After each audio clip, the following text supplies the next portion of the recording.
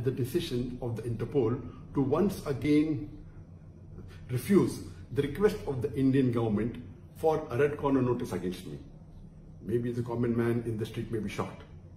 Maybe certain sections of the media may be shocked. But I'm sure the NIA and the Indian government is not shocked at all at the decision of the Interpol to once again refuse the red corner notice against me, because they know that all the allegations that are made against me, it is absolutely fictitious and they don't have an iota of evidence about it. My lawyers tell me that normally when any country requests for a red corner notice to the Interpol on charges of terrorism, rarely do they refuse it. But in this case, the Interpol, alhamdulillah, praise be to Allah, they refused it, knowing very well that all these allegations were fictitious, they don't have an iota of evidence, and it has a political and a communal agenda.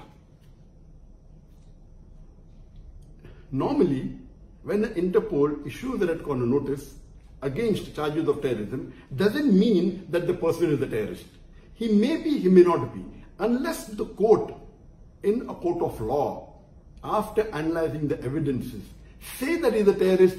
Can you consider that there are chances he'll be a terrorist? Just by a red corner notice being issued does not indicate that the person is a terrorist. It has been for more than 3 years since the Indian government, the NIA, is trying to find evidence against me.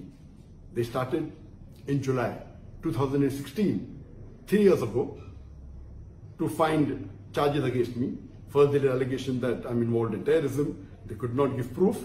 Then they said I'm involved in hate speech. Then they went to money laundering. And alhamdulillah, all of their efforts have failed. Even the appellate court of ED, they clearly said, and they put a stay on them to attach my properties. That means the verdict of the judge carries a bigger weight than the complaint made by the ED. I wonder that why for the past 3 years is the NIA, the Indian agency, wasting the taxpayers' money just to follow the agenda of the political bosses? Don't they have the spine to speak the truth? Have not these officers read the Holy Scriptures?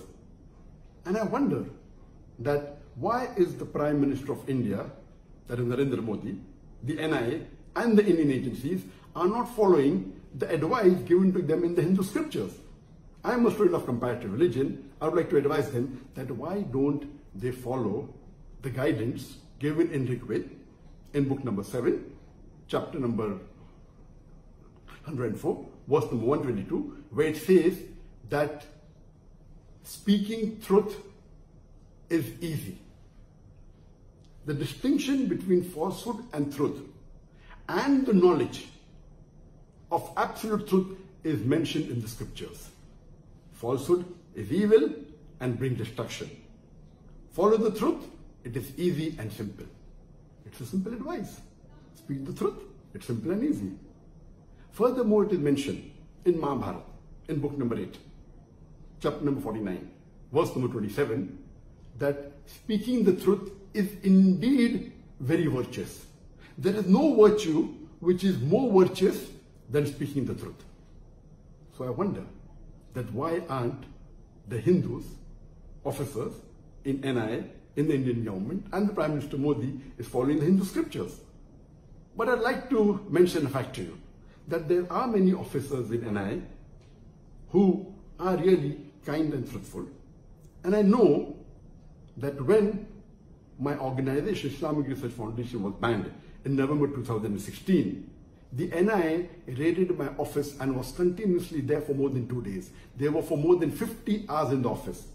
And my general manager at that time, who was Mr. Manzoor Sheikh, may Allah grant him Jannah, he told me that the NIA officers were very frank in saying that we are wasting our time in spending so many hours in your organization because we know that we will not find any evidence of terrorism in Islamic Research Foundation. Because we have heard the lectures of Dr. Zakir Naik, He speaks about peace, but we are forced by our superior to do a raid on this organization. One senior officer of NIA went to the extent of saying, when his immediate boss told him to scrutinize and scan my lectures, and he told him thrice, and they could not find any evidence that I'm promoting terrorism. When his boss told him the fourth time that again you scrutinize the lecture, he was very frank to say that if I ask my juniors to watch Dr. Zakir Naik's tape again, I'm afraid that many would accept Islam. This means they are following the slogan of India, which is known to us, that Satyamev Jayate. Where do they get